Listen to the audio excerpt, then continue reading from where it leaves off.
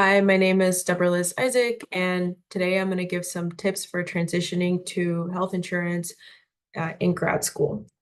So typically you can find health insurance information for your school by just Googling it. So here for Purdue, our insurance is typically just called grad staff insurance for graduate students.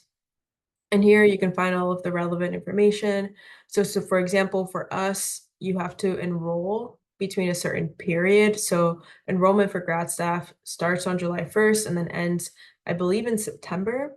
So you have to enroll during that time to get coverage. And then they give a website that has a little bit more information on the type of coverage and type of insurance and the cost. So the cost will typically be taken out of your paycheck, and the graduate school will cover a portion of it. So you can see that the insurance for regular students is a bit more expensive than for graduate students, as we have it partially covered.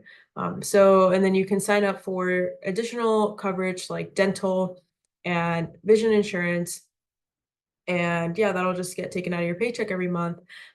If you are on your parents' insurance, you might be able to continue to be on your parents' insurance up until a certain age. So you don't necessarily have to purchase it for different students. There are different requirements. I know if you're an international student, you have to have health insurance, and it's required by the university.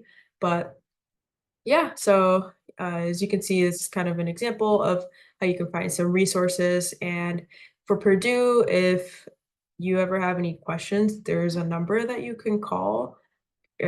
See here, contact. So for whatever university you end up in, I'm sure the resources are similar if you have questions about student insurance. This is how you can find it.